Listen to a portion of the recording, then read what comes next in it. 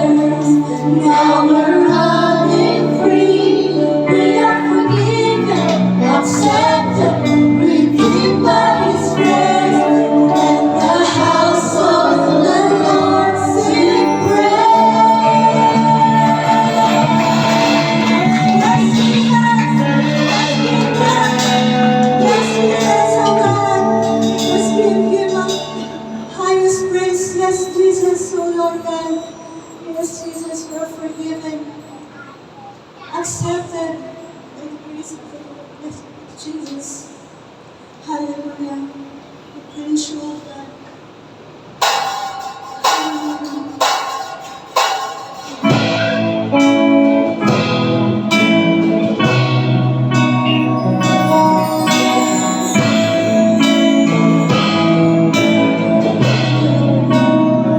Yes, God. Oh Lord, you search me. You know my way.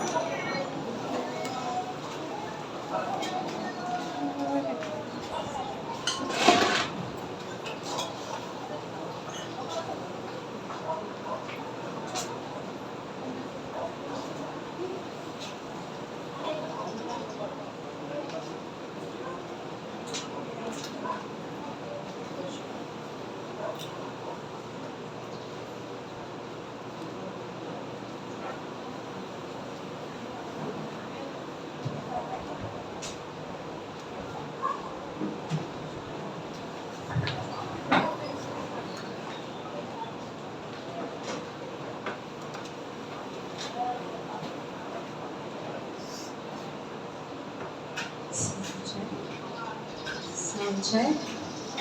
Praise God. Hallelujah. Palakpakan po natin ang ating Panginoon. Hallelujah. Lakasan po natin ang ating palakpak because there's joy in the house of the Lord today. Amen? Amen. Hallelujah. Hallelujah. Hallelujah. Isang maganda at pinagpalang umaga, mga kabiyaya. So, are you happy today? Yes. How are you today? All is well. Ngitian mo ang iyong katabi at batiin mo ng 2 thumbs up. You are Charito, blessed and highly favored by God in Christ. Let's give God our best clap offering. Let's give God our loudest shout of praise.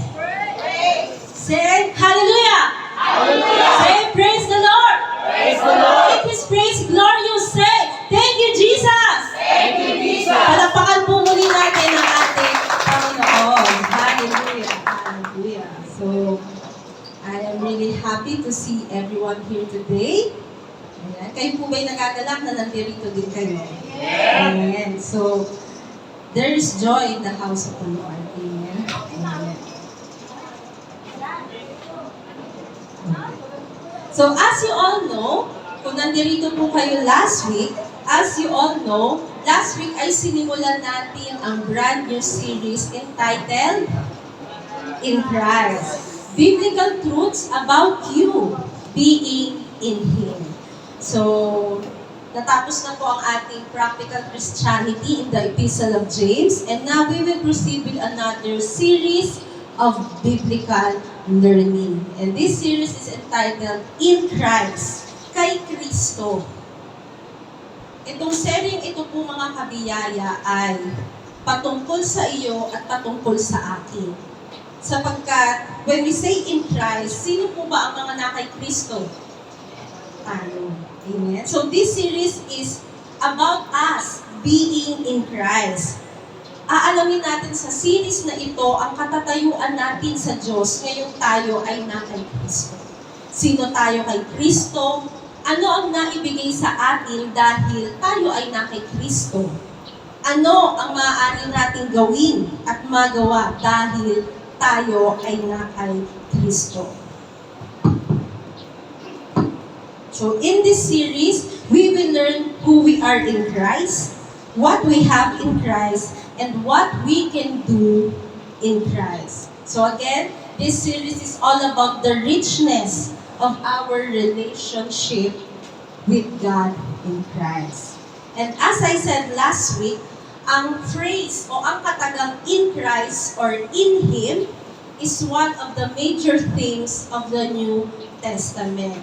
So let us enjoy this joyride of spiritual learning. Bakit? Sapagkat ang pinakamagandang pwesto at ang pinakamahalagang posisyon sa buong mundo ay tayo ay nakay Kristo. Amen? Amen. So, before we begin, let's pray. Panginoon, dakilang Diyos, maraming salamat sa papuri at pagsamba ng iyong mga anak. Indeed, O God, you are in the midst of us. Salamat, Panginoon, dahil ikaw ay nandirito. Salamat, Panginoon, sa papuri at pagsamba ng iyong mga anak. Lord, salamat because you are here. In the middle of us, you are here. Lord, maraming salamat sa panibagong spiritual learning na aming babagtasin sa araw na ito. Salamat, Panginoon, dahil may sasabihin ka sa amin sa araw na ito. May ituturo ka sa amin sa araw na ito. At sa araw na ito, pinapapurihan ka namin. Dahil anumang sitwasyon na kinaharap namin last week, anumang sitwasyon, emosyon ang meron kami this week. Salamat, Panginoon, dahil hindi nagbabago ang sukdulang pag-ibig mo sa amin. And that is why we can rejoice and we can say and shout, praise the Lord, because there is joy in the presence of the Lord. Lord, maraming salamat sa umagang ito. Salamat, Banal na Espiritu, dahil ikaw ang aming tagapagturo. Turuan mo kami at tunay nga, Panginoon, lahat ng masasabi sa umagang ito ay para lang sa kapurihan mo at pagpapala ng iyong anak. Sa pangalan ng Jesus, Amen, Amen, Amen. Palakpakan po natin ang ating Panginoon. Hallelujah. So last week, try ko nga, hindi ko muna i-next. Last week, ano po ang ating big idea? Very good. Palakpakan naman po natin ang mga nag-notes. Ayan. In Christ, I am perfectly loved by God. What a great topic, right? Amen po ba? Maganda po ba yung topic natin last week? Last week, nalaman natin, hindi lang tayo inibig ng Diyos, pero ang pag-ibig niya sa atin ay perfecto. So let us say this out loud together. Pakibasa po ang big idea last week. In Christ, I am perfectly loved by God. In Christ, I am perfectly loved by God. Huwag mong kakalimutan, may nagmamahal sa'yo. Sabihin mo sa katabi mo, may nagmamahal sa'yo. At ang pag-ibig na yan ng Diyos, hindi nagbabago. Ang pag-ibig na yan ng Diyos ay hindi naluluma. Laging bago, laging sariwa sa bawat umaga. Hallelujah? Amen, amen. So today, another biblical truth about you being in Him ang ating tatalakayin. And our next topic is all about, in Christ, we are completely forgiven. Pakibasa po ng lahat. In Christ, we are completely forgiven. We are completely forgiven. Today, we are going to talk about God's forgiveness. Sabihin nyo nga po ng malakas, forgiveness. Forgiveness. That's our topic for today. And today, we are going to discuss, in Christ, we are completely forgiven. Not just forgiven, hindi lang basta pinatawad, not just partially forgiven, not just partly forgiven, but completely forgiven. You know mga kabiyaya, to say that in Christ we are forgiven, yung sabihin mo, ang mga katagang in Christ, I am forgiven, that is an understatement. Again, kapag sinabi mo, kay Kristo ako'y pinatawad, that is an understatement. Sapagkat hindi lang tayo pinatawad, tayo ay kumpletong pinatawad ng Diyos. Isa sa pinakamalaking turo ng Biblia ay kapatawaran o forgiveness. In fact, the main theme of the whole Bible is forgiveness, redemption, and reconciliation. Amen? Nilikha ng Diyos ang tao. Tama po ba? Nilikha ng Diyos ang tao. At anong nangyari? Nagkasala ang tao. At nahiwalay sa Diyos. Paano nagkasala ang tao? Dahil sa unang Adan. Right? Because nagkasala si Adan, lahat ng tao na isisilang, carry, dala-dala ang sinful nature dahil sa pagbagsak ni Adan. Pero dahil sa perpektong pag-ibig ng Diyos, isinugo niya si Kristo. Ipinanganak sa sabsaba ng Bethlehem at ipinanganak sa sabsaba ng Bethlehem noong unang Pasko at doon sa krus ng Kalbaryo ipinako upang sa kanyang sakripisyo ay mapanauli ang nasirang relasyon ng Diyos at tao dahil sa kasalanan. Kaya po mga kabiyaya, during the creation story, ano kasunod ng creation story? Definitely the creation of man, then the fall of man. Nung bumagsak si Adan at si Eva, lahat ng tao na isisilang, dala-dala ang sinful nature. At dahil dala-dala natin ang sinful nature at birth, actually at conception, hindi pa tayo pinapanganak, dala-dala na natin ang sinful nature, hiwalay na tayo sa Diyos. We are held bound. So today, malalaman natin ang kagandahan ng pagpapatawad ng Diyos. Tanungin mo ang katabi mo, nagpatawad ka na ba? Hindi ko po alam kung may atraso yung katabi mo sa inyo. Pero sana at the end of this learning, mapatawad din siya. So today, we will dive into the spiritual learning about complete forgiveness. Ano ba ang kompleto o ganap na kapatawaran ayon sa Biblia? So, forgiveness. Today, we will discuss 4 main points about the forgiveness that the Bible is talking about. Number 1, pakibasa po ng lahat. The basis. Okay. So, mga kapatid, kahit maingay kayo, pinapatawad ko na po kayo. Makinig na kayo, ha? So, forgiveness. Sabi ko nga kanina, sa umagang ito, tatalakayin natin ang 4 na mahalagang puntos patungkol sa kapatawaran ng Diyos. At ang una doon is the basis. What is the basis of forgiveness? Ano nga ba ang basihan ng pagpapatawad ng Diyos? Basta lang ba tayo pinatawad ng Diyos? Sinabi ba ng Diyos, sige na, pinapatawad ko na kayo. Nang walang basihan? Bakit tayo naniniwala? Bakit ka naniniwala? Bakit siya naniniwala na pinatawad niya siya ng Diyos? So ano nga ba ang batayan ng kapatawaran? In the Old Testament, it is very clear that the basis of forgiveness is the shedding of the blood. Leviticus 17:11. For the life of a creature is in the blood, and I have given it to you to make atonement for yourselves on the altar. It is the blood that makes atonement for one's life. So, ang makikita niyo po naka-highlight na word dyan is atonement. At ang Greek term niya is kapar. And the meaning of kapar is covering. Takip. Okay? Takip. Ang sabi po sa verse, ang buhay ng isang nilalang ay nasa dugo. At ang dugo, ang sabi ng Diyos, and I have given it to you. Ang dugo ay ibinigay ko para maging atonement, para maging kapar, para maging covering doon sa altar. So, it is the blood that makes atonement for one's life. So, ang sabi po, kafar means covering. Sa Old Testament, hindi po lingid sa inyong kaalaman na whenever na merong Israelita na magkakasala, anong gagawin nila? Papatay sila ng isang tupa. Kukunin ng dugo at hindi lang basta tupa, right? Dapat flawless. Dapat perfect. Walang patay na kuko. Walang muta. Diba? Walang sugat. So, perfectong tupa. At kapag sila ay nag-offer doon sa altar, susuriin nyo ng priest. Susuriin nyo ng priest. At kapag pumasa, by the virtue of ritual, dadanak ang dugo ng hayop. At doon iwiwisik sa altar. Habang nandoon ang dugo, may bisa ang kapatawaran. Pero pag nawala na, mag-aalay kami.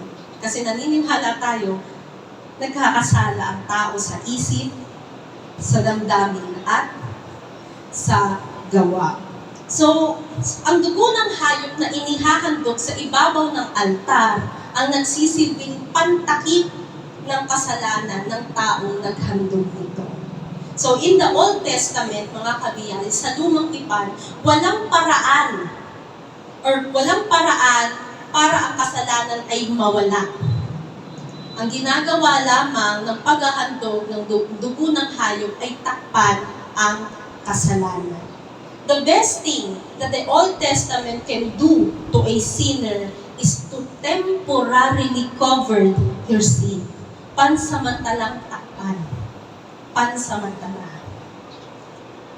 So, pansamantalang takip habang hinihintay, kasi tatandaan natin, the Old Testament is the shadow of the New Testament. The Old Testament or the Old Covenant is the shadow, while the New Covenant is the reality. Kaya mga kabiyaya, sa Old Testament, lahat to anino na magaganap sa bagong kasunduan. Sa lumang kasunduan, ang pinakamagandang kaya niyang i-offer para mawala pansamantala ang kasalanan ng tao ay ang dugo ng hayop. So, temporary covering. Habang hinihintay ang pinakasolusyon sa kasalanan ng tao. Ano ang pinakasolusyon sa kasalanan ng tao? Ang pagtigis ng dugo ni Kristo doon sa krus. Sapagkat ang dugo ni Kristo ay hindi naging pantakip. Ang dugo ni Kristo ang naging pampalis ng kasalanan ng mundo. Amen? Kaya upang ang kasalanan hindi lamang takpan, kundi alisin sa taong mananampalataya. Amen? So again, the basis of forgiveness in the Old Testament is the shedding of the blood. And that is equally true in the New Testament. Kanina ko pa po sinasabi. Sabi po sa Hebrews 9:22, in fact, the law requires, when we say the law, it pertains to the Old Testament. So in fact, the law requires that nearly everything be cleansed with blood.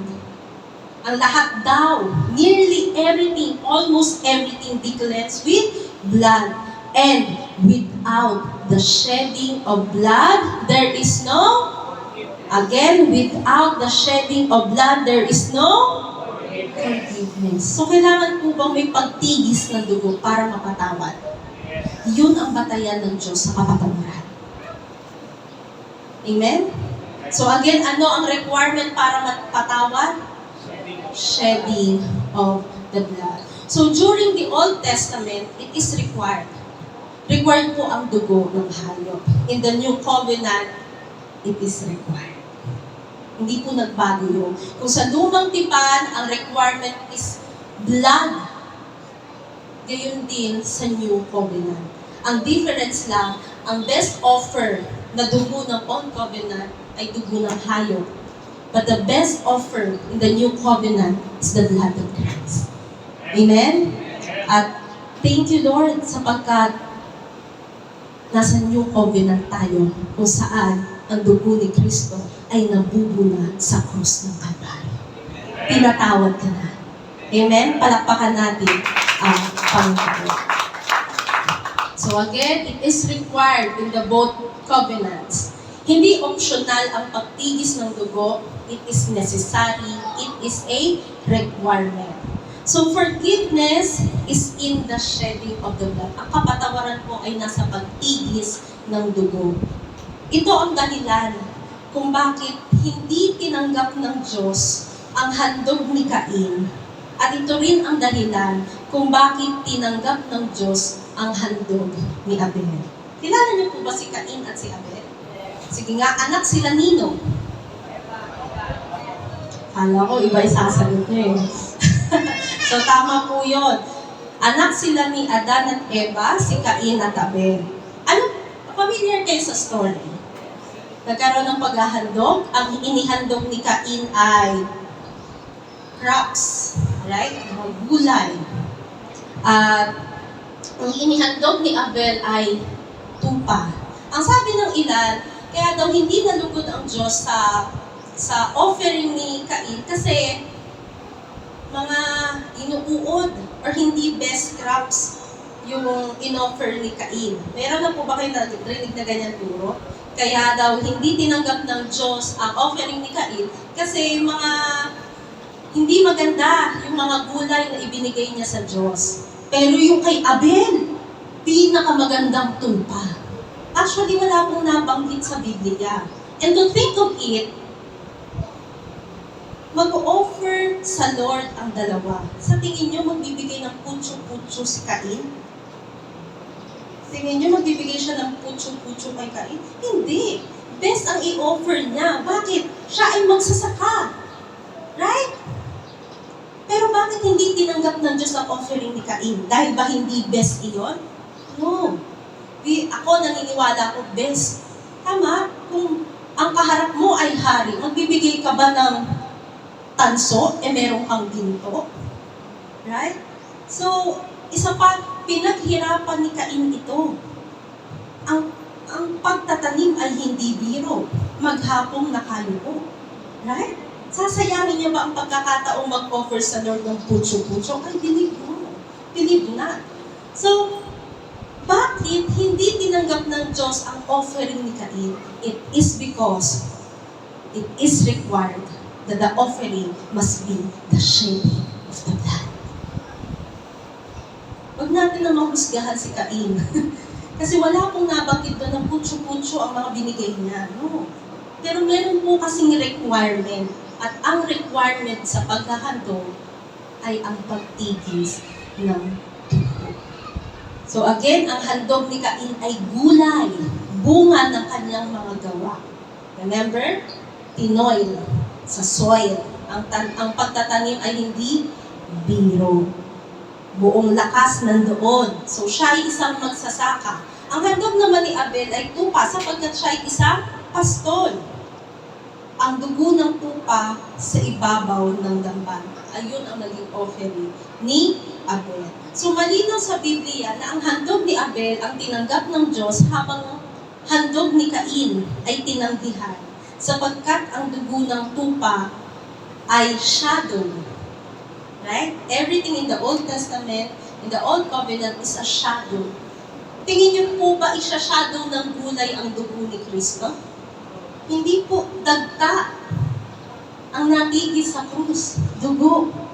Okay? So kaya hindi tinanggap ng Diyos. Kaya tinanggihan ng Diyos ang offering ni Cain dahil ang kailangan na offering ay shedding of the blood. So ultimately, ang dugo ni Jesus ang nagpatawad ng ating mga kasalanan. At pinatawad na tayo ng ating Panginoon sapagkat tinanggap natin si Kristo. Remember, every time na we take the communion, lagi pong sinasabi ng inyong mga pastor na ang tinapay ay simbolo ng kanyang katawan para sa ating kagalingan, habang ang katas ng ubas ang simbolo ng kanyang dugo para sa kapatawaran ng ating kasalanan. So again, in the Old Testament, it is the shadow. In the New Testament, the reality. Makikita natin ang daloy ng kwento. Tingnan pa po natin sa Ephesians 1:7. In Him, in whom? In Christ. In Him, we have redemption through His blood, the forgiveness of sins in accordance with the riches of God's grace. Again, in Him, kay Kristo, we have redemption. Meron tayong katubusan sa pamamagitan ng dugo, the forgiveness of sins. So ano mapapansin natin sa versikulo? Malinaw po, ang sabi pa po dyan, in accordance with the riches of God's grace. So according sa kayamanan, kadakilaan, kasaganahan ng biyaya ng Diyos, nandoon ang pagpapatawad ng kasalanan, nandoon ang katubusan sa pamamagitan ng dugo ni Kristo. Kaya po sa Ephesians 1:7, malinaw dito na ang kapatawaran ay biyaya ng Diyos. Amen? Again, ang kapatawaran po ay biyaya ng Diyos. Forgiveness is God's grace. Ano pong Greek term ng grace? May nakakaalala? Charis. Ano pong ibig sabihin? Regalo. Mga kapatid, ang sabi po dyan, in accordance with the riches of God's grace. Nilinaw po ng versikulo na ang kapatawaran ng Diyos ay hindi natin na-earn. Ang kapatawaran ng Diyos ay hindi natin natatrabaho. Ang kapatawaran ng Diyos ay kusang ibinibigay ng Diyos sapagkat ang kapatawaran ng Diyos ay regalo. Hindi mo mapagtatrabahuhan, ito'y dapat tinatanggap mo lamang. So dito pa lang po mauunawaan na natin na ang kapatawaran ay hindi nakukuha batay sa ating gawa. Ito ay kusang ibinibigay sa atin ng walang bayad. Tulad ng sabi ko kanina si Cain, yung kanyang offering is work of his hand, right? Dahil kapag in-offer niya yon, sabihin natin nagandahan ng Diyos, kanino ang credit? Sa kanya, magaling siyang magtanim. Pero may pagmamalaki ba si Abel kapag in-offer niya ang tupa? Wala. Sapagkat ang nagpapalaki ng mga bagay-bagay ay ang Diyos. Amen? So redemption, mapapansin niyo po dyan, redemption through His blood, the forgiveness of sin. Sapagkat po ang katubusan sa pamamagitan ng dugo ni Kristo, iyon ang kapatawaran ng kasalanan. So mayroon po kayong makikitang big words dyan, redemption and forgiveness. Ang redemption and forgiveness po are synonymous. When we say synonymous, different words but the same meaning. So you can use it interchangeably, right? Kasi synonymous siya. When we say redemption, forgiveness. When you say forgiveness, redemption. So what is redemption? Sabi, batay po sa verse, huwag tayong lalayo. Batay po sa verse, what is redemption? The forgiveness of sins. What is the forgiveness of sins? Redemption. And how redemption is obtained? Through His blood. Tingnan niyo po yung verse. Di po tayo lumayo. Nasa context lang tayo. What is redemption? The forgiveness of sin. What is the forgiveness of sin? The redemption. And how redemption is obtained? Paano nakukuha ang redemption? Through His blood. So malinaw ang versikulo na ang kapatawaran at ang katubusan ng kasalanan ay sa pamamagitan ng dugo ni Kristo at ito'y biyaya ng Diyos. Kaya po ang basis, ang batayan ng kapatawaran ng Diyos is the shedding of the blood. So number 1, the basis. Number 2, the extent. Okay, so medyo sa totoo mga kabiyay, medyo malalim itong tinatalakay natin. Kaya palakpakan nyo nga muna mga sarili nyo. Parang mga scholar dito. Yung iba sa Bible School, isang semestre, so tinatalakay kayo. Wala pang 2 hours, tapos nyo na. Diba? Biyaya. Amen? Amen. So number 2, the extent of forgiveness. Ano ang hangganan ng kapatawaran ng Diyos? May hangganan ba ang kapatawaran ng Diyos? Ano ang sinasakop o sinasaklang ng kapatawaran? Again, gusto ko pong mamakat sa isipan nyo na whenever nababasa nyo sa Bible ang katubusan at kapatawaran, ang redemption at ang forgiveness, synonymous sila. Okay? It means the same. Because you can obtain forgiveness through His blood, and the redemption is the forgiveness of sin. So, synonymous. Again, kapag nababasa nyo sa inyong mga Biblia ang dalawang salitang ito, it means the same. Hebrews 9:12, He did not enter, sinong tinutukoy dito si Jesus Christ. He did not enter by means of the blood of goats and calves, but He entered the most holy place once for all by His own blood, having obtained eternal redemption. Mga kabiyaya, in the book of Hebrews, si Jesus po ang ating high priest. Amen? Siya po ang ating punong saserdote sa linya, sa hanay ni Melchizedek. Doon po, nung namatay si Kristo sa krus ng Kalbaryo, sa pagtikis ng kanyang dugo, pumunta siya doon sa heavenly sanctuary, dala-dala ni Kristo ang kanyang dugo, at doon inihandog sa Ama. At ang paghahandog ng sarili niyang dugo, meron pong na-accomplish. Again, nung pumunta po siya sa heavenly sanctuary, iniharap niya sa Diyos Ama ang kanyang dugo. At nung nakita ito ng Diyos Ama, alam ng Diyos Ama, may na-accomplish si Kristo. At alam niyo kung ano yung na-accomplish ni Kristo. Alam niyo kung ano yung it is finished na sinigaw niya. That is our eternal redemption. Kay Kristo, walang hanggang ang kapatawaran ng Diyos. Amen? Palakpakan natin ang Panginoon. So again, redemption and forgiveness are synonymous. When we say synonymous, 2 different words but the same meaning. So whenever you see redemption, it means forgiveness and vice versa. Ang ginamit po na Greek term sa redemption ay aion-lutrosis. Pakibasa po na lahat. Aion-lutrosis. Eternal redemption, the Greek term, aion, eternal, lutrosis, redemption. When we say aion, it means eternal. When we say lutrosis, it means payment. So put that together, it means paid eternally. Amen? Paid eternally. So again, ang sabi ko nga kanina, nung pumasok si Kristo doon sa heavenly sanctuaries, iniharap niya ang kanyang dugo na-obtain ng kanyang dugo ang eternal redemption para sa iyo at para sa atin. Kaya sa harapan ng Diyos, wala na tayong atraso. Pinatawad na tayo ng Diyos. Amen? Palakpakan natin ang ating Panginoon. Alam mo kung anong ibig sabihin na pinatawad ka na ng Diyos? Na wala ka ng atraso sa Diyos?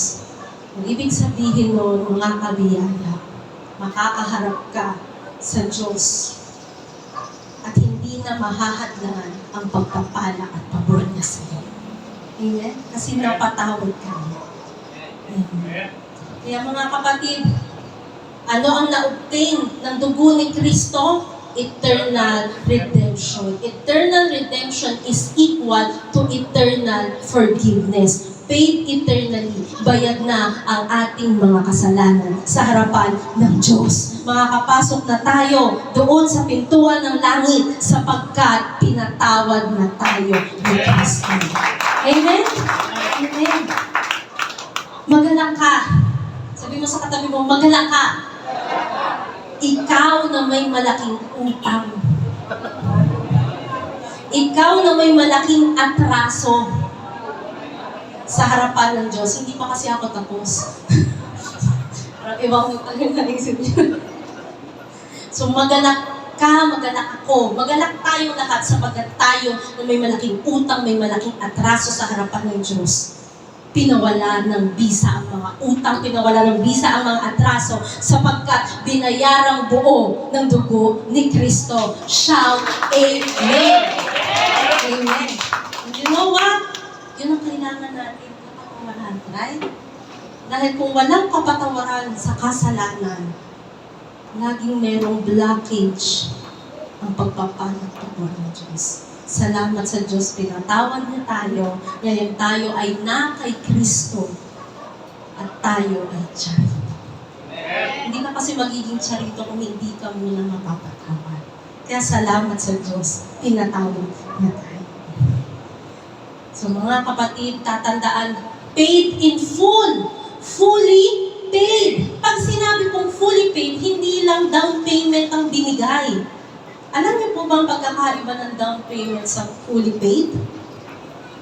Alam niyo, parang lahat dito fully paid lagi. Hindi alam ang down payment. Alam niyo ba ang pagkakaiba ng DP sa fully paid? Okay.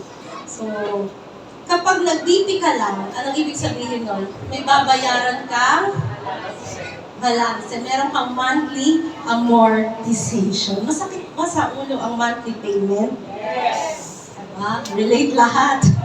Yes. Monthly payment, may obligasyon ka pa. Tama? Yes. May obligasyon ka pa. Pero kapag full payment, kapag fully paid, anong meron ka? Official receipt.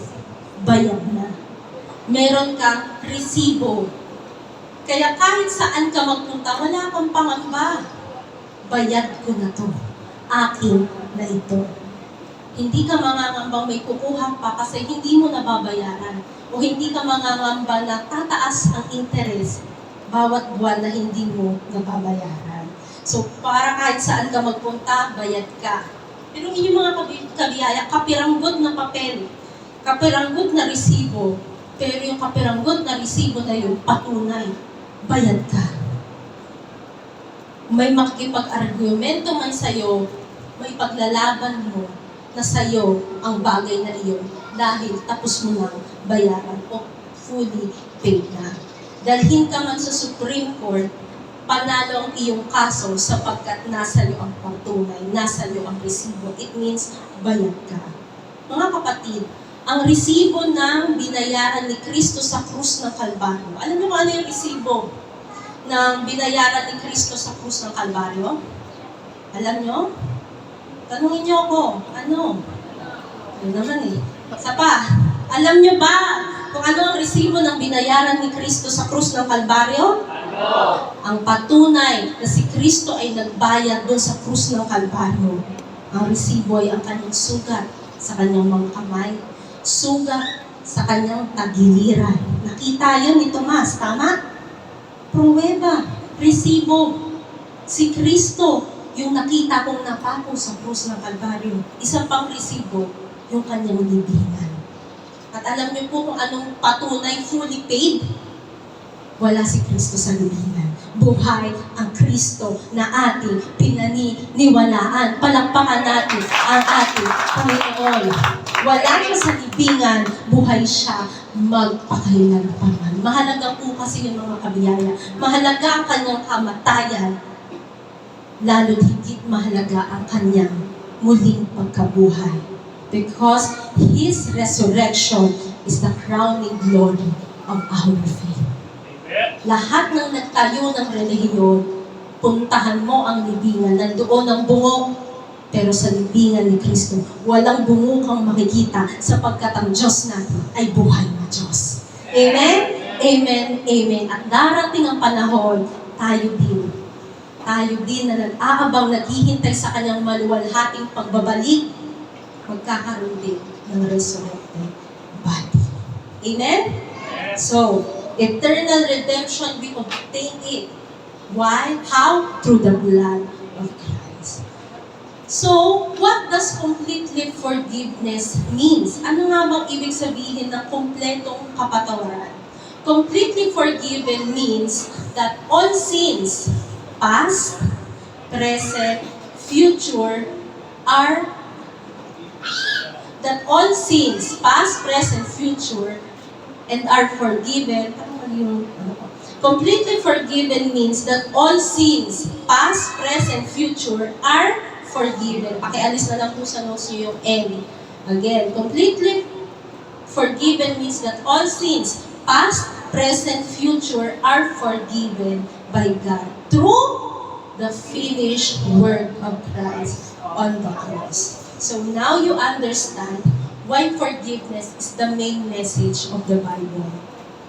Sapagkat, mga kapatid, bakit forgiveness ang main message ng Biblia? Sapagkat, sa pagtatapos ng bawat araw, natatapos po ba ang araw? Yes. Sa pagtatapos ng bawat araw, ang pinakamahalaga ay masiguro ng tao, matapos man ang araw ng kanyang mga buhay, langit ang kanyang hantungan. Amen? Isa pa, ang pinakamahalaga mga kapatid, na pagtapos ng araw, at the end of the day, masigurado ng tao, matapos man ang araw ng kanyang buhay, langit ang kanyang hantungan. Tama ba na kahit ikaw ang pinakamayamang tao sa buong mundo, kung matapos ang buhay mo at hindi ka pupunta sa langit, lugi ka. Mga kabiyaya, kapag kayo ay nagbabahagi ng salita ng Diyos, lagi niyong ipaalala na hindi dito sa mundo natatapos ang buhay ng tao. Merong buhay na walang hanggan. Where will you spend it? In hell or in heaven? It depends on your choice. Piliin mo si Kristo sapagkat na kay Kristo ang buhay na walang hanggan. Amen? Amen. Kaya this is the main message. Kasi mga kabiyaya, naalala nyo, nung hindi pa kayo ligtas, nung hindi nyo pa tinatanggap si Kristo, alam nyo buhay kayo. Alam nyo umiiral kayo, pero parang may kulang. Natatakot kayo na kapag kayo ay nasagasaan dyan, baka pagdilat nyo, si Satanas na makita nyo. Pero nag-iba yan. Kung nakakilala tayo kay Kristo, buhay o patay, meron tayong kapayapaan sapagkat ang Diyos natin ay ang Diyos ng buhay na makikita natin ang lukaan doon sa langit. Amen? So as I said earlier, ang pinakamahalagang turo sa Biblia ay kapatawaran, katubusan, at kaligtasan. Sapagkat sinisigurado nito yung kapatawaran, katubusan, kaligtasan, sinisigurado nito na sa langit ka mapupunta. Alam niyo kung bakit ito yung main message? Ito yung dahilan bakit bumaba si Kristo mula sa langit patungo dito. Alam niyo mga kabiyaya, napakaganda ng estado ni Kristo sa langit. He is God the Son. He is one in the Holy Trinity. Amen? Isa siya. Pero, nung nagkasala ang tao, nag-usap ang Ama at ang Anak, at ang kalooban ng Ama ay magtigis ng dugo si Kristo doon sa krus ng Kalbaryo. And you know, in Christ's obedience, He said yes. He said yes. Napag-aralan na po natin yan last December. Ano yung binitawan ni Kristo na benefits ng kanyang divinity, binitawan niya para sa iyo at para sa akin. One, alam niyo kung ano? Isa, lagi na siyang God-man. Siya ay Diyos at tao. It means, kapag napunta na tayo sa langit, makikita natin ang maluwalhating katawan ni Kristo. Pansinin niyo, si Kristo, the Godhead, God the Father, Son, the Holy Spirit. God the Father, God the Son, both Spirit, right? And that is one of the benefits of being in the Godhead. Pero binitawan niyo ni Kristo para sa iyo, para sa akin. Kaya forever, His status is God man. And that is the proof na mahal ka ng Diyos. Amen? May nagmamahal sa iyo, mahal na mahal ka ng Diyos. So remember, we are sinner at birth, sinners when our mothers conceive us. So we are hellbound. Kaya mga kapatid, ang biyahe talaga natin ay impyerno. Pero salamat kay Kristo, hinatak niya tayo sa kalulos-lulos nating sasapitin sa impyerno dahil sa ating kasalanan. At ang kasalanan din ay binayaran niya ng kanyang dugo. Kaya mga kapatid, yung pagbabayad niya ng kasalanan, yung cover nun, hindi lang nakaraang kasalanan. Hindi lang present. Pero ang cover nun ay past, present, and future. Ibig sabihin mga kabiyaya, kinumpleto ni Jesus ang kapatawaran. Palakpakan naman natin ang ating Panginoon. Tingnan po natin, Colossians 2:13. When you were dead in your sins and in the uncircumcision of your flesh, God made you alive with Christ. He forgave us all our sins. Again, when you were dead, nung tayo mga patay pa sa ating pagkakasala, binuhay tayo ni Kristo, pinatawad tayo sa ating lahat na kasalanan. Ang Greek term po ng forgave is charizomai, at ito ay nasa aorist tense. Pag sinabi pong aorist tense, once and for all. Kaya nung pinatawad ka, hindi bigay bawi ang Diyos ng kapatawaran. Hindi katulad ng tao, pag sinabi niya, pinapatawad na kita, nung naalala may kasalanan pa, hindi na ulit. Hindi ganun ang Diyos, sapagkat maalam ng Diyos. Amen? Pinatawad ka, all our sins. At kapag sinabi natin all, it means, ang Greek term po nito is panta. Not some, not many, but all. Tama po ba pag sinabing lahat-lahat? Kasi kung hindi lahat, hindi lahat. Tama? It means all. Walang ibang ibig sabihin yan, lahat. Kaya ang kapatawaran na tinanggap natin ay lahat. Past, present, future. Naniniwala ba kayo na nung kayo ay na-born again, may kasalanan na kayo nagdaan? Pinatawad na yun. Pero ang ibang turo, ito lang yung pinatawad sa'yo. Yung present mo sa kayong future mo, yun yung pagtrabahuhan mo kasi hindi ka mapapatawad ng Diyos pag hindi mo inalo sa buhay mo. Pero mali yung katuruan na yun. Sapagkat the moment you got born again, nakita na ng Diyos ang iyong nakaraan, ang iyong kasalukuyan at ang iyong hinaharap. At yun, kasalanang magagawa mo pa lamang, tinatawag ng Diyos. That is the word charizomai.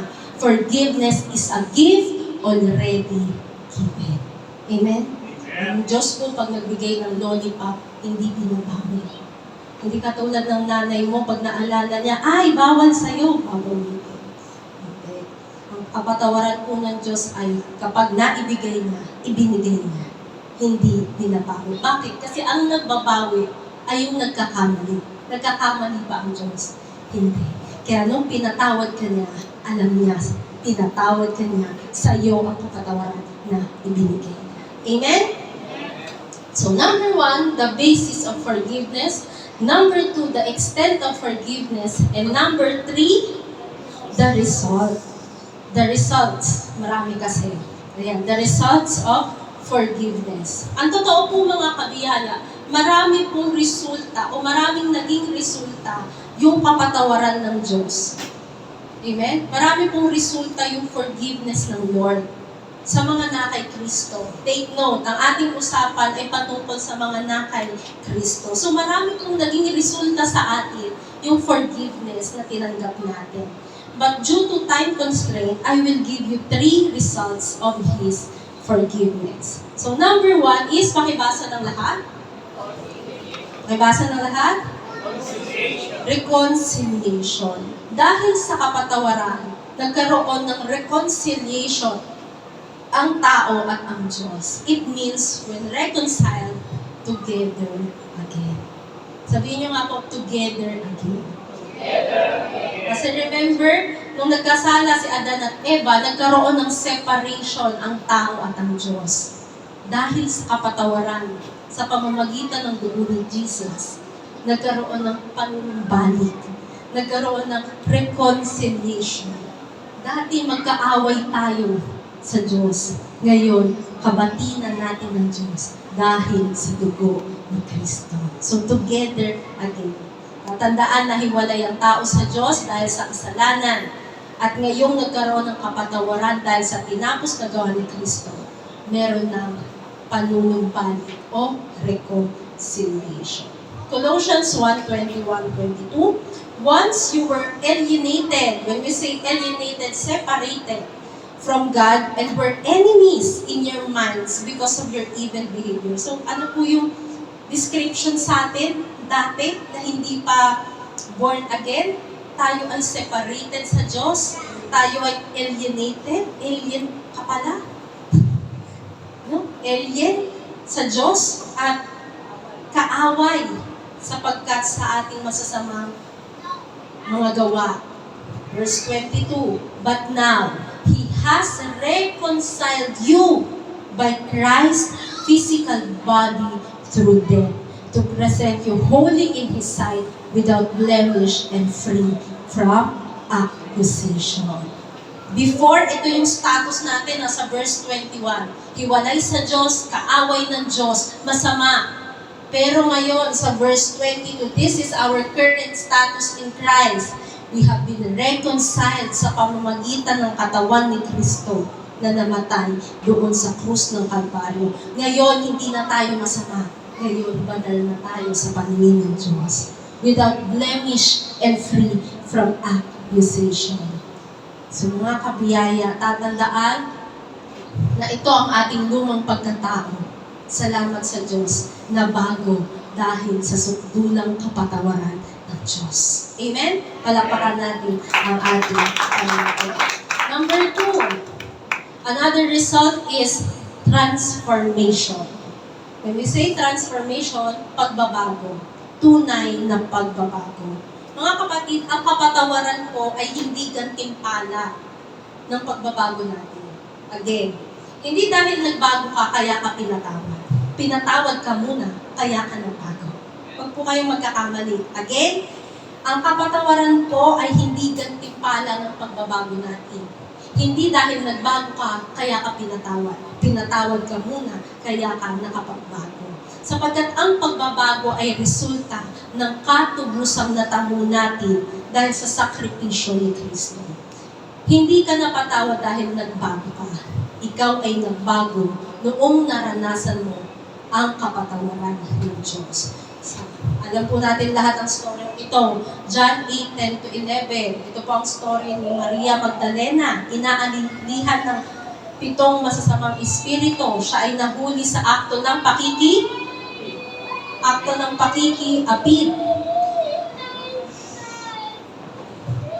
ng pakikiapid. So, dinala si Maria Magdalena kay Jesus. At si Jesus ay tinabaga nagsusulat doon sa, anong Tagalog ng san? Buhangin. Yan. Nakayupo lamang si Jesus, may sinusulat siya doon sa buhangin. At inaakusahan siya ng kanyang mga accusers na ito, si Maria Magdalena, na aktuhan sa akto ng pakikiapid. Ang sabi sa kautusan, batuhin hanggang mamatay. Anong sabi ni Jesus? Ang unang bumato ay siyang, kung sinong walang kasalanan, siya ang unang bumato. Anong nangyari? Nagkulasan ang mga tao sapagkat alam nila may kasalanan sila. Ngayon, naiwan si Jesus at ang babae, tumayo si Jesus at sinabi sa kanya, babae, nasaan sila? Wala na ba ni isang umatag sa iyo? At sinabi niya ni Maria Magdalena, walang sino man, Panginoon. Sinabi ni Jesus, hindi rin kita hinahatulan. Humayo ka na at mula ngayon, huwag ka nang magkakasala. Mga kapatid, kailan sinabi ni Jesus kay Maria Magdalena na humayo siya at huwag nang magkakasal. Pagkatapos ni Jesus sabihin, hindi rin kita hinahatulan. The truth is, sa senaryong iyon, ang pwedeng bumato at ang nag-iisang may karapatang bumato sa babae ay si Jesus. Pero siya, na may karapatang bumato, hindi siya bumato. Hindi niya hinatulan ang babae. Kaya nung sinabi niya, hindi rin kita hinahatulan, anong sunod? Humayo ka at huwag ka na magkakasala. Mga kapatid, ano ang naunang sinabi ni Jesus? Hindi kita hinahatulan. At ngayon, huwag ka nang magkakasala. Sapagkat ang pagbabago ng buhay ay resulta ng pagpapatawad. Amen? Ang pagbabago ng buhay ay resulta ng pagpapatawad. Kaya pinatawad ka muna at iyon ang nagdala ng tunay na pagbabago sa iyong buhay. At alam po natin ang kwento, si Maria Magdalena ang unang babaeng nakakita kay Jesus nung siya ay nag-resurrect or muling nabuhay. Kaya, mga kapatid, alam niyo, marami pong ayaw. Sabi ko nga, heavy itong teaching na ito eh. Kaya kung nangunguya nyo, matatanda na kayo. Kasi, ang ganitong katuruan ay para sa may mga ginagit. Matitibay na yung ginagit ha. Mga may mag-correct sa akin na. Yung mga ngipin na kaya ng bumuya ng karne. Kasi ito pong katuruan ito ay matigas na karne. Kaya marami pong mga pastor ayaw ituro ang kapatawaran o ang complete forgiveness kahit basang-basa naman sa Biblia. Alam niyo kung bakit? Kasi ang mindset nila, kapag itinuro ko ito, magiging mga abusado ang mga tao. Nalimot nila na kaakibat ng kapatawaran ay ang pagbabago. Tanungin ko kayo, kung naunawaan niyo ang kapatawaran ng Diyos, mga abusado pa ba kayo? Hindi na. Bakit? Naunawaan niyo, malaki ang kapatawaran na ibigay sa inyo. Amen? 2 Corinthians 5:17. Maganda po itong version na to, the Living Bible. When someone becomes a Christian, itaas ang kamay ng mga Kristiyano. He becomes a brand new person inside. He is not the same anymore. A new life has begun. Mga kapatid, hindi ka lang basta pinatawad, binago ka din ng Diyos. Kaya tingnan mo yung katabi mo, bago na yan. Amen? Bago na talaga yan. Hindi na yun yung dati. Dati kailangan niyang kumuha ng 100 mura sa isang araw. Hindi yan makakatulog pag hindi niya nabitawan ang pang-100 mura. Ngayon, makakapagmura pero bihira na lang. Kasi may kismet-kismet pa. Nauunawaan naman natin yun. Tama? Dati, panay yan sa chismisan, sa inuman. Ngayon, hindi mo na makikita. Lagi na nandito sa simbahan. Amen? Dati nakikita mo panay post yan ng hugot sa Facebook. Ngayon, ang nakikita mo naka-live sa EMI page. Amen? Nakikita mo ang mga post, for God so loved the world. Tapos may mga magko-comment ka, Amen, Amen. Ayos na si kapatid. Bakit? Kasi alam mo, merong pagbabago sa loob. Ganyan po ang kapangyarihan ng kapatawaran ng Diyos. Alam niyo po, ang hindi mapapasubali ang pruweba na buhay ng ating pananampalataya. Yung buhay na binago. That is the truth.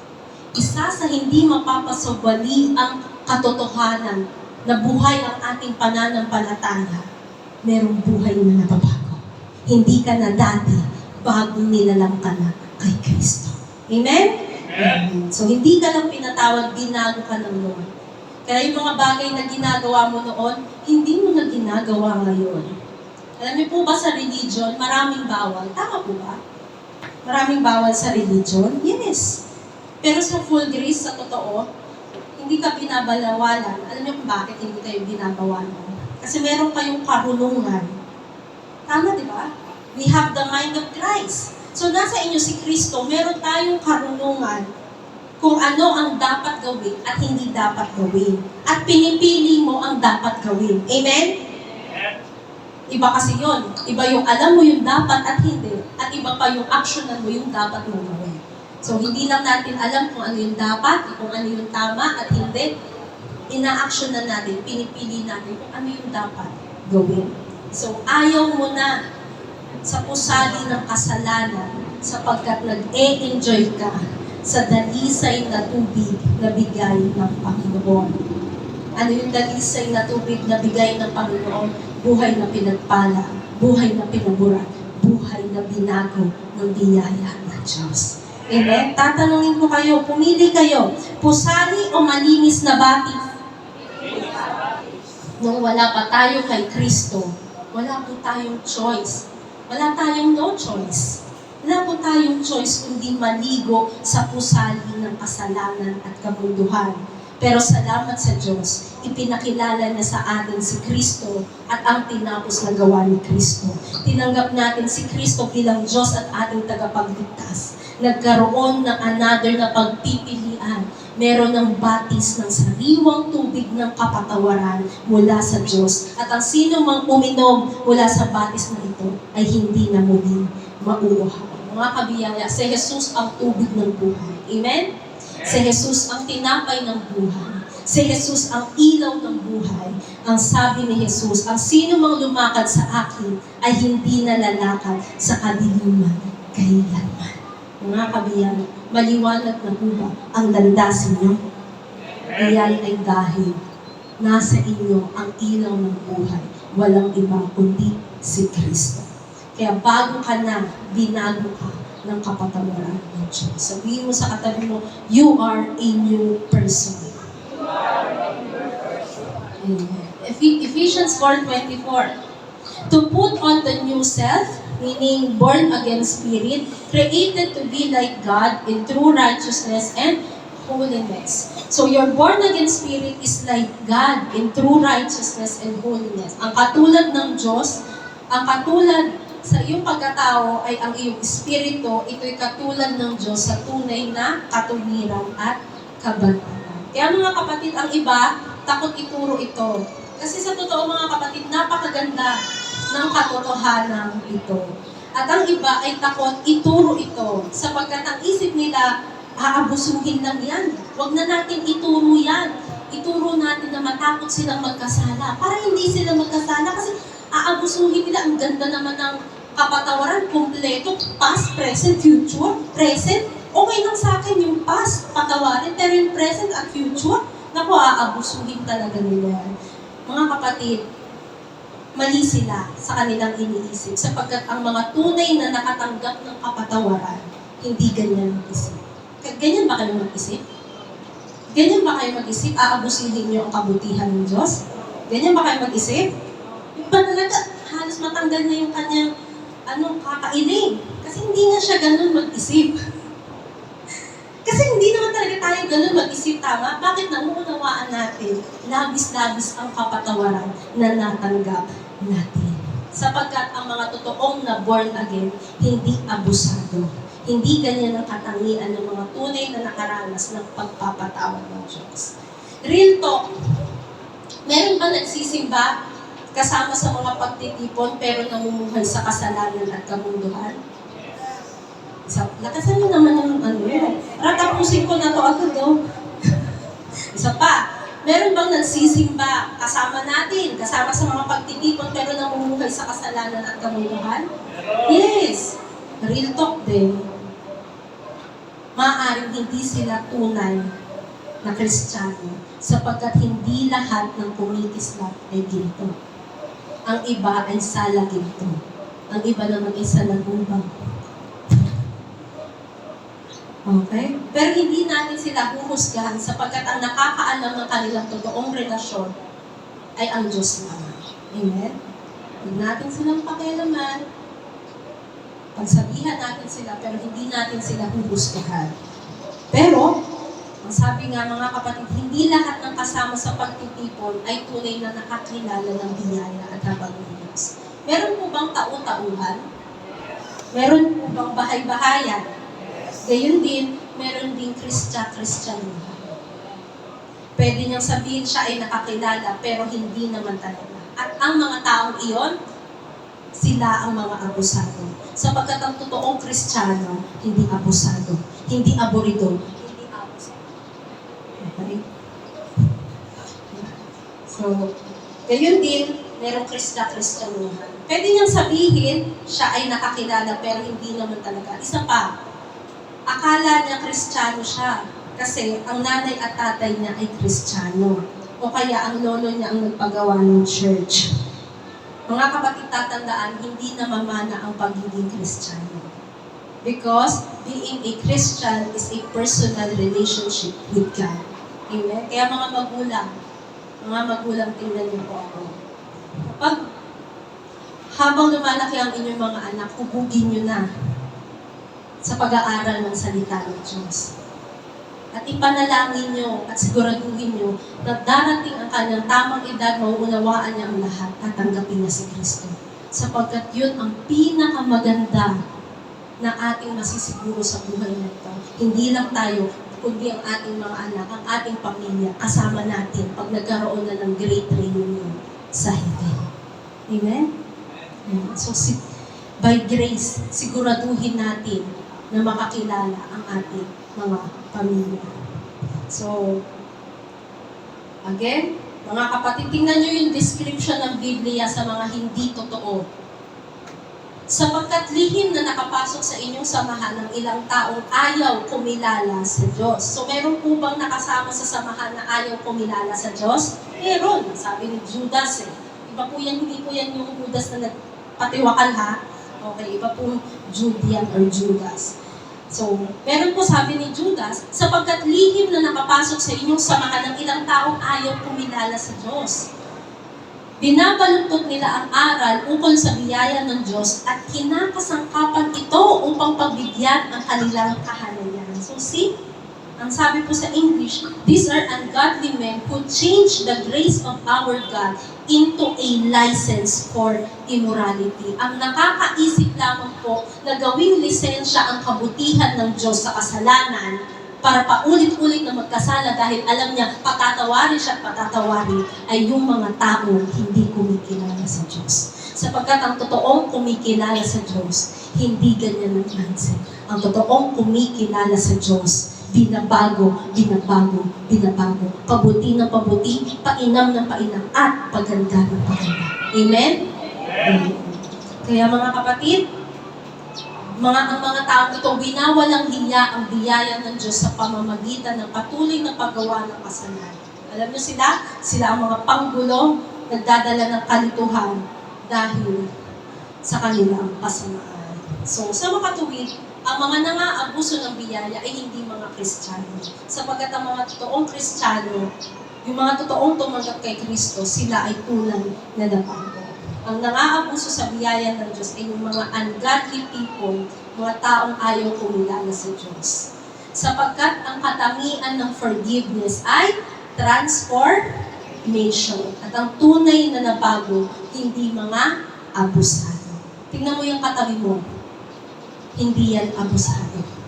Amen? Yan ay binago. Palakpakan naman po natin ang ating Panginoon. Number 3, pakibasa po ng lahat. Isa pa, mas malakas? Jubilation. Paano ang dapat jubilation? Masaya. Yun. Very good. Isa sa resulta ng forgiveness ay kagalakan, ay kasiyahan. Ang sabi po sa Romans 4:7-8, pinagpala ang mga taong pinatawad ang mga pagsuway. Sila na ang mga kasalanan ay tinakpan. Pinagpala ang taong ang kasalanan ay hindi ibibilang ng Panginoon sa kanya sa anumang kaparaan. Yung pinagpala po dyan, yung blessed dyan, hindi po yan charito. Ang Greek term po na ginamit ay makarios. Kapag sinabing makarios, it means happy, jubilantly happy, extremely happy. Ang mga tao, kaya po, kung babasahin niyo po yan ng ayon sa Greek term, napakasaya ng mga taong pinatawad ang mga pagsuway. Sila na ang mga kasalanan ay tinakpan. Napakasaya ng mga taong ang kasalanan ay hindi ibibilang ng Panginoon sa kanya sa anumang kaparaanan. So mga kapatid, merong labis na kagalakan at kasiyahan kapag alam mo, pinatawad ka. Amen po ba? Nagagalak po ba kayo kapag may nagawan kayo ng atraso, tapos pinatawad kayo? Kahit alam nyo, hindi nyo deserve na patawarin. Di ba masaya kayo? Yes. So masaya po ba? Tanungin ko kayo, masaya po ba na walang binabayaran buwan-buwan? Sapagkat alam mo, fully paid na. Ganun din, dapat nagagala ka kasi alam mo, hindi ka nasisingilin ng Diyos sa iyong kasalanan bagkus pinagpapala, pinapabor ka ng Diyos. Amen? Palakpakan natin ang ating Panginoon. So, let's see them again. So, forgiveness, the basis, the shedding of the blood, the extent, eternal redemption. Number 3, the results. These are some of the results. Reconciliation, pagbabalik ng muli ng relasyon, transformation, pagbabago, jubilation, labis na kagalakan.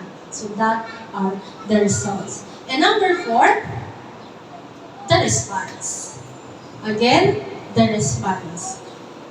Ngayon, sabi ko nga po, sa umagang ito, meron tayong 4 major points. And nalaman na po natin na ang batayan ng pagpapatawad ay ang pagtigis ng dugo, ang shedding of the blood. The extent of forgiveness is eternal. Eternal forgiveness. The result of forgiveness, some of it are reconciliation, transformation, jubilation. And number 4, the response.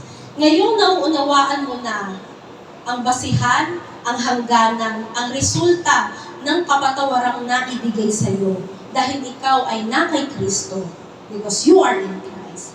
Ano ang iyong tugon sa napakagandang katotohanan nito? Tama po ba? There should be a response. There should be a reaction. As per physics, every action is followed by a reaction. Kapag ang kamay mo ay napasok, anong reaction mo? Ganyan ka lang ba? Hindi, di ba? Tatanggalin mo. Kapag ikaw ay nakuryente, ningisay ka, di ba? Kasi buhay ka, nakuryente ka. Kapag may nag-text sa'yo, ano gagawin mo? You text back. Right? Meaning, there should be a reaction once there is an action. Mga kapatid, ano yung action? Pinatawad tayo ng Diyos.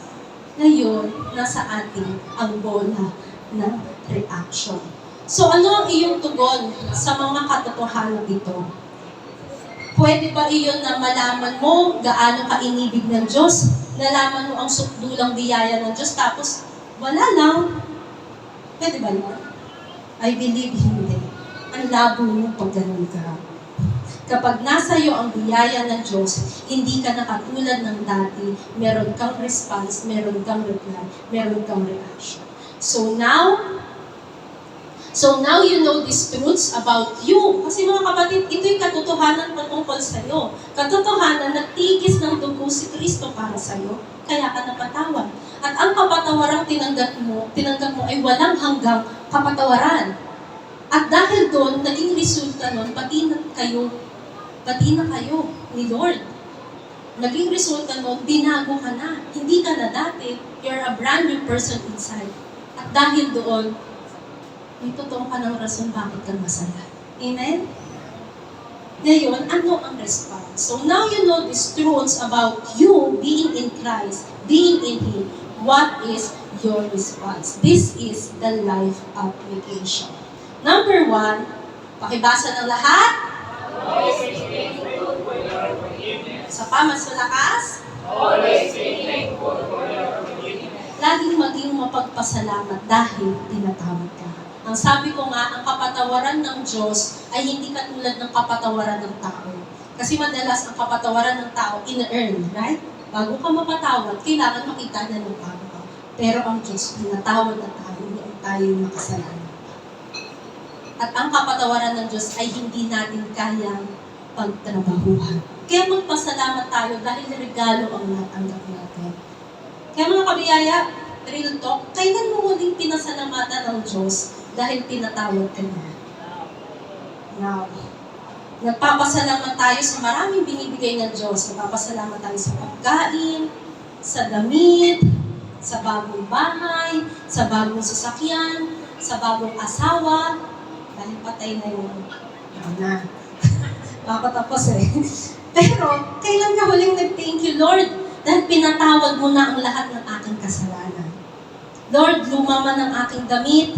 Lord, luma man ang aking sandalyas. Hindi man bago ang aking bahay, hindi pa level up ang aming sasakyan. Pero maraming salamat dahil bago na ang aking pagkatao. Hindi na ako katulad ng dati dahil pinatawad mo ako.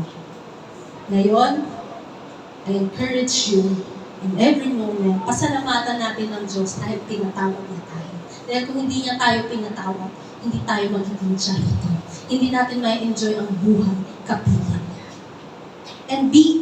And by actively showing our thankfulness, so maging active tayo in showing our faith thankfulness kaysa ating mga reklamo, active natin i-post sa Facebook, i-post natin ang pagiging thankful natin kay Lord. At kapag laging nakikita ang thankfulness, we honor the gift of forgiveness and allow it to positively influence our daily interaction and spiritual practices. So number 2, pakibasa ng lahat. Show how His forgiveness has changed you. Ipakita mo kung paano ka binago ng kapatawaran ng Diyos. One of the surest changes that forgiveness has made in you is that you have become a generous person. And that is the truth. Totoo po iyon, mga kabayan. Once you receive the generous forgiveness of God, you become a generous person as well. Hindi ka nakuripot sa time mo, sa talent mo, sa treasures mo. Nung hindi ka pa born again, napakakuripot mo. Ayaw mong mabawasan ang barya ng bulsa mo. Nung hindi ka pa born again, ayaw mong ipakita ang talent mo nang walang talent fee. Nung hindi ka pa born again, ayaw mong walang appointment dahil mahalaga ang oras mo. Pero, nung na-born again ka, nawala ng espiritu ng kakuriputan, napaligtan na ng bukas pala ng pagbibigay. Tingnan mo yung katabi mo. Hindi yan kuripot. Amen? Hindi yan kuripot sa time, sa talent, sa treasure. Amen? Why? Because our time, and our talent, and our treasure must be devoted to the giver of time, to the giver of talent, and to the giver of treasure. Amen? Palakpakan natin ang ating. So you became a generous, and I believe grace people are generous people. Why? Nauunawaan natin ang laki ng naibigay sa atin. Amen. Naalala niyo si Zacchaeus? Hans, kilala mo si Zacchaeus, right? Wala, busy siya. Ayan. Remember Zacchaeus? Sa Luke 19? Kilala niyo po ba? Alam niyo ang kwento niya? Zacchaeus was a wee little man was he. Nakalala mo? O, dali, punta ka na doon ulit. Ayan. Alam niya po kasi yung kwento ni Zacchaeus. Ayan. So si Zacchaeus po ay isang maniningil ng buwis noong panahon ni Jesus. At si Zacchaeus po ay mayaman sapagkat sa pandaraya sa mga tao. So, si Jesus po, dumating sa Jericho, nandoon nakatira si Zacchaeus. Nalaman ng mama ang patungkol kay Jesus. Gusto niya makita si Jesus. Eh, dahil maliit siya, mas maliit sa normal. Ayan. Gumawa siya ng paraan kasi gusto niya makita si Jesus. Umakyat siya sa puno ng sikamoro. At saktong pagdaan ni Jesus, tumingala si Jesus. Zacchaeus, bumaba ka dyan. Pupunta ako sa bahay mo. Nagmadali ang mama. Nag-usap-usap naman ang mga marites sa paligid ni Jesus. Bakit naman papasok si Jesus sa bahay ng isang maniningil na buwis? Kasi mga kapatid, ang maniningil ng buwis at ang prostitute po, yan po ang worst sinners in the New Testament. Pero anong ginawa ni Jesus? Pumunta siya sa bahay ng maniningil ng buwis.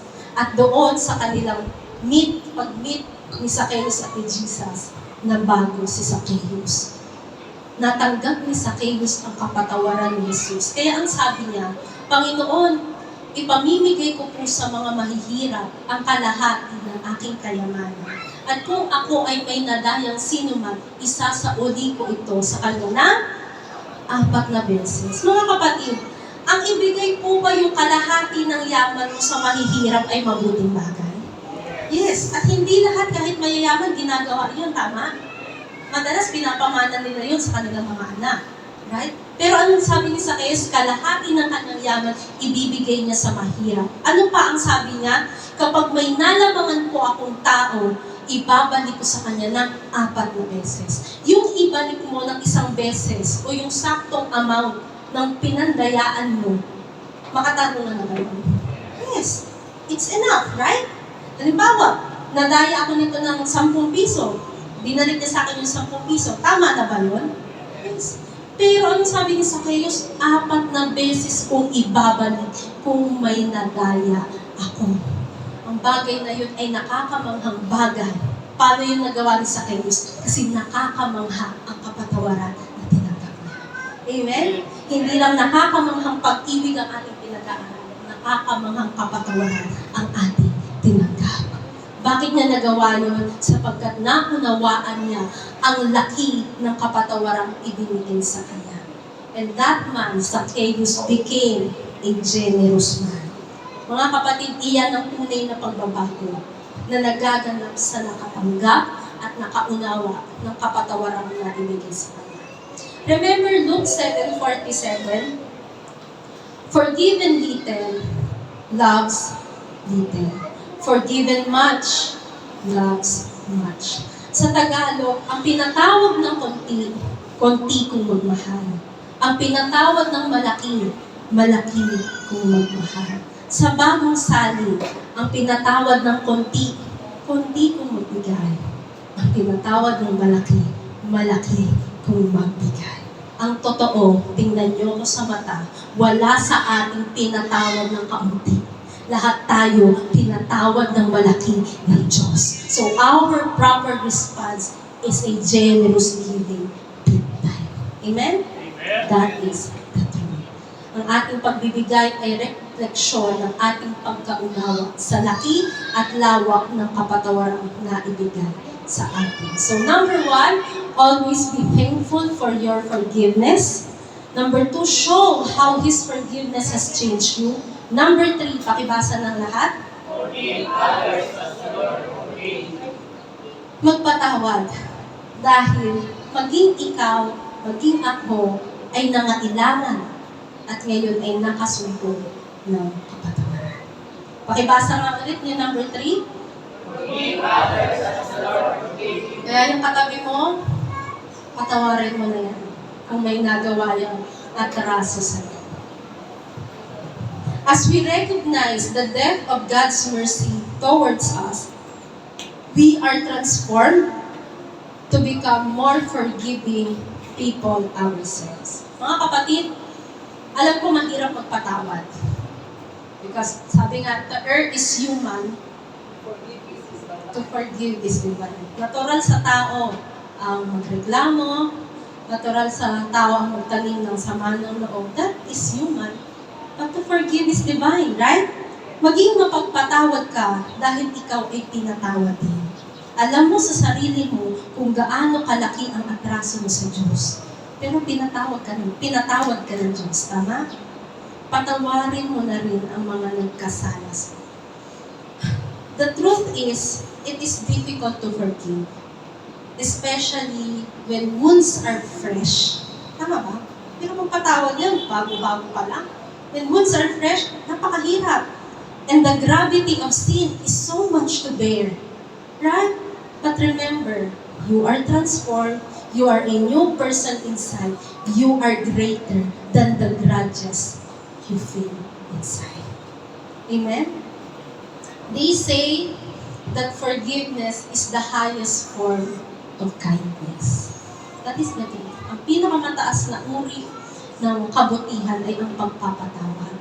Sapagkat hindi mo papatawarin ang mga taong nakasakit sa iyo. Pwedeng hindi agad, pwedeng it takes time, pero dakila siya na nagpapatawad agad. Remember this, Kindness. So again, we say that forgiveness is the highest form of kindness. Kindness to the person who wronged you, even that person do not deserve. Kabutihan yung pagpapatawad dun sa tao kahit hindi niya deserve patawarin siya. At kabutihan yung pagpapatawad para sa sarili mo to keep you safe. Nakakasira. Minsan ng ulo ang hindi pagpapatawad. Nakakapangit.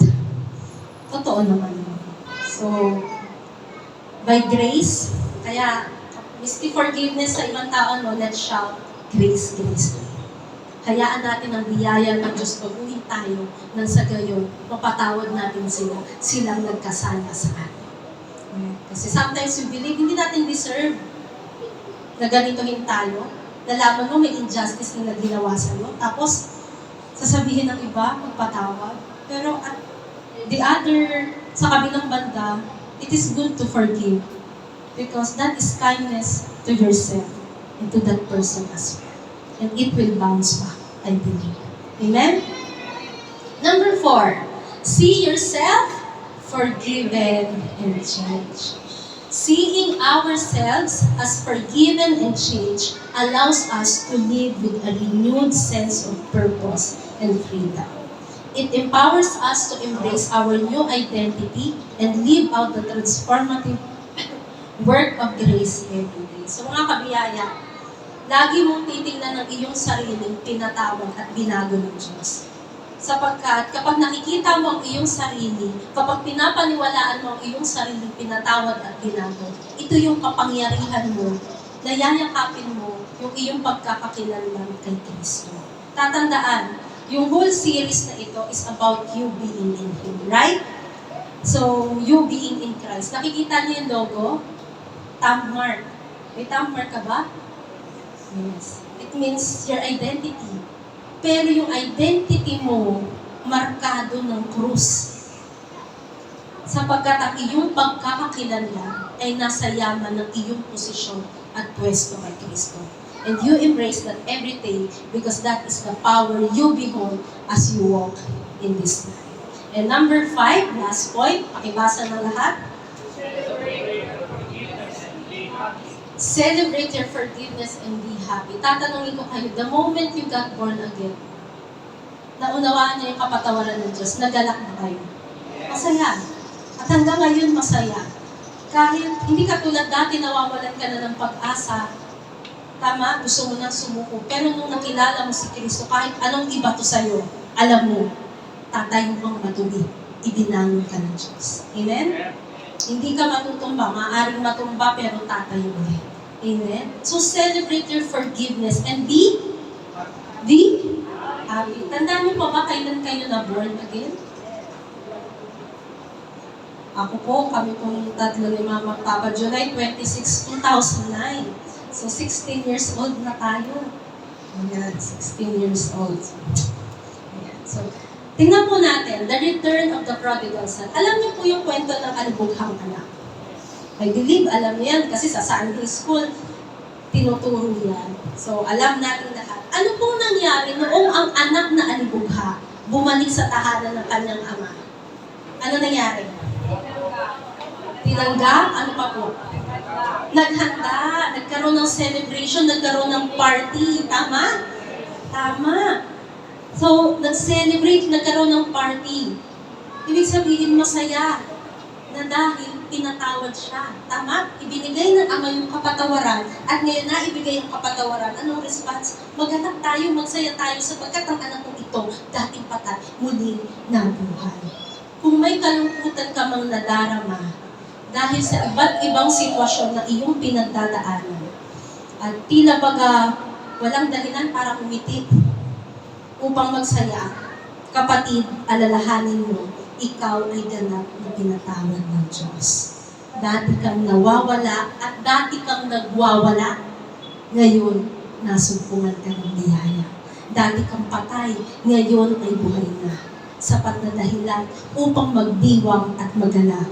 At kapag may nagtanong bakit ang saya-saya mo, ang sabihin mo, dahil pinatawad ako ng Diyos ko sa lahat ng aking kasalanan. Nakita ng aking mga mata ang pagliligtas ng Diyos at ako'y lubusang nagagalak. Wala na ako sa tanikala ng kasalanan. Ako ay malaya na sa kanyang biyaya. That is your response. Hindi ka na nakakulong sa kasalanan. Ikaw ay malaya ni Mama. Kaya magalak ka. Sinasabi ko sa iyo, magalak. Rejoice in the Lord always. Again, I say, rejoice. Magsaya ka, magsayaw ka. Umawit ka, kumain ka, magdiwang ka, sapagkat ang naibigay na kapatawaran sa iyo ay ganap at kumpleto. Amen? Again, rejoice. Naganap mo ng words na yun. Rejoice in the Lord. Again, I say rejoice. Even Paul, right? Nung nasa Philippian series tayo, kahit nasa kulungan siya, ang hirap ng sitwasyon, anong sabi niya? Magpasalamat. Lucas, my last verse, Lucas 15:7. Sinasabi ko sa inyo, gayon ding paraan magkakaroon ng kagalakan sa langit sa isang makasalanang nagsisisi. Mga kapatid, nagagalak ang langit sa isang kaluluwang nagsisi at tumalima sa tawag ng kaligtasan. Mga kapatid, soon and very soon, makakalipat na tayo sa bagong church building.